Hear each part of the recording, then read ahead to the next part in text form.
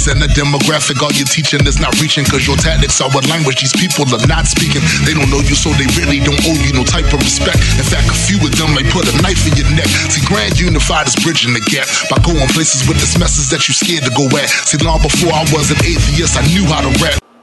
How's it going, everybody? I want to talk to you guys about a few things today. I want to talk to you about atheism, hip-hop, the power of language, and tactics. Now, it has come to my attention that a large percentage, I would even hesitate to say an overwhelming majority of atheists are either unfamiliar with hip-hop or outright don't like it. They don't see any value in it. And that's fine, you know, music is subjective. So you like what you like. It's that simple. But I think what a lot of them are forgetting is that, you know, the community I came from, if you would try to explain to a lot of those people about Christopher Hitchens, Sam Harris, Richard Dawkins, they wouldn't know who the hell you're talking about.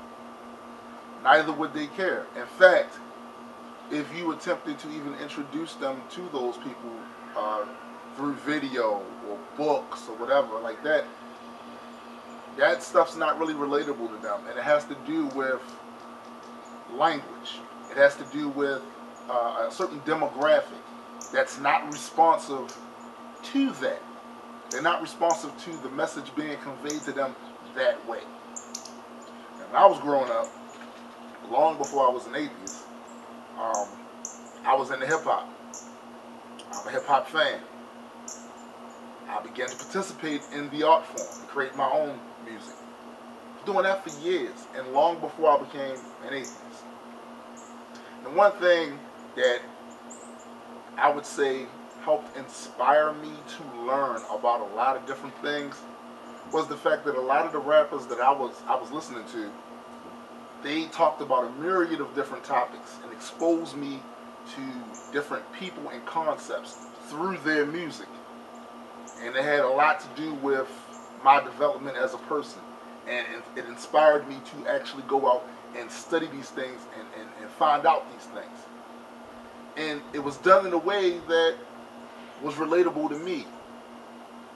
So what I'm trying to do with my music is pretty much the same thing. I'm attempting to reach a demographic of people who aren't going to be swayed by some of the greats that you and I both respect. They're not really going to be swayed by any of that. They're not even going to take the time to even listen or to read any of those books. And here's the plus side of doing that. The plus side is that the less people who have these misrepresentations of who and what we are, the less people who feed into the stereotypes of what an atheist is, the better. Even if they continue to disagree with our position on stuff, it raises the tolerance level, I feel, of society as a whole. And there are people that have had these exact same thoughts but are afraid to voice them. So what I'm doing, and what Graydon Square is doing, and other rappers like Cynic, and you got Grip, and you have Johnny Hoax, Uncle Bungus, there's a couple of other rappers. Most of them are in GU, that I mentioned are in the crew GU. What we're trying to do basically is expose that demographic to these ideas. So at the very least, we can begin to garner some sort of mutual respect so that they're not just going off of what other people say. Because I got to tell you, a lot of people define atheism through the definitions given by the people that absolutely hate us. So they don't really have a true understanding of the very simplistic fact that atheism just means I don't believe in deities or any of that nature, things of that nature. They don't understand that. They have a whole negative connotation that they have wrapped atheism around. You know, and at some point we have to start thinking about tactics. And language is important. The way we use language, it's important.